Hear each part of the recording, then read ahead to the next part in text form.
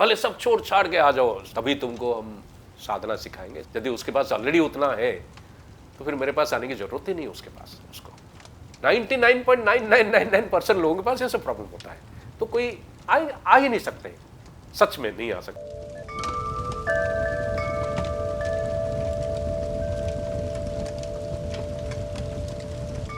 तो मेरे पास जब लोग आते हैं, मैं कभी किसी को नहीं बोलता हूं कि ये न करो वो न करो तभी तुमको हम साधना सिखाएंगे, ऐसे नहीं बोलता हूं।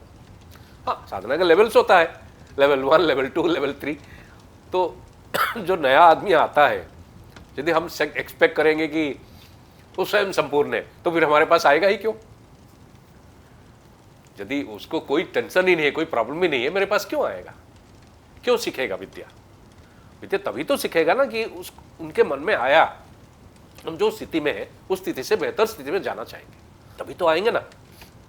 तो ऐसे आदमी को हम बोलेंगे पहले सब छोड़ छाड़ के आ जाओ, स्मोकिंग मत करो, ड्रिंकिंग मत करो, ये मत करो, वो मत करो, नॉनवेज मत खाओ, कामनी कांचन मत करो, तो आएगा क्यों हमारे पास? यदि उसके पास ऑलरेडी उतना है तो फिर मेरे पास आने की जरूरत ही नहीं उसके पास उसको। तो साधारण लोग आते हैं जिनके पास सारे जो सो कॉल्ड प्रॉब्लम्स बोलते हैं, जो सो कॉल्ड बैड हैबिट्स बोलते हैं, वो सारे चीज होता है लोगों के पास। 99.9999% लोगों के पास ऐसा प्रॉब्लम होता है। हो सकता है कुछ लोग छिपा के आते हैं, कुछ लोग नहीं छिपा के खुल्लम खुला आते हैं, उतना ही अंतर है। अब देख लीजिए, कोई भी आदमी को देख लीजिए, 100% तो नहीं बोलूंगा, लेकिन 99.9999% लोग जो हैं ये सब में हैं, कहीं ना कहीं है। अब हम यदि बोलेंगे कि नहीं तुमको पूरा 100% में आ जाए, मतलब वो जो 0.0001% उसमें आना चाहिए तभी तुम मेरे पास आके सीख सकते हो, तो गलत है ना। ये गुरु मेरे पास क्यों आते हैं? सोचते हैं कि मैं गुरु हूं। गुरु का मतलब क्या है? गु का मतलब घनघोर अंधकार, पिच डार्कनेस, और रू का मतलब क्या है? Divya Prakash, brilliance of light. कैसे घनघोर अंधकार से, पिच डार्कनेस से दिव्य प्रकाश पे पहुंच सकेंगे, ब्रिलियंस ऑफ लाइट में कैसे आएंगे? और जो बंदा आपको आपका हाथ पकड़ के घनघोर अंधकार से दिव्य प्रकाश में ला सकता है, वो गुरु है। यदि आप ऑलरेडी दिव्य प्रकाश में है तो फिर आपको गुरु की आवश्यकता ही क्या है? नहीं। तो 99.999% लोग जो हैं उनको गुरु की आवश्यकता है, इसलिए कि उनमें बहुत सारी खामियां हैं। बोले ना बोले बात अलग है, बहुत लोग छिपा कर रखते हैं, बहुत लोग खुल्लम खुला बोलते हैं, लेकिन बोले ना बोले है तो मानना ही पड़ेगा। तो यदि हम बोलेंगे ये सब नहीं करोगे तभी आके मेरे साथ जब मेरे पास ज्वाइन करोगे, तो नहीं चलेगा।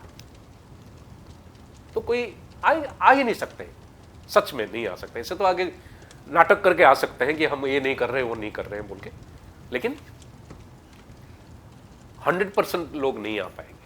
तो इसलिए हम कभी नहीं बोलते हैं लोगों को कि तुम्हें छोड़ दो वो छोड़ दो, तो आओ कोई बात नहीं, साधना करो।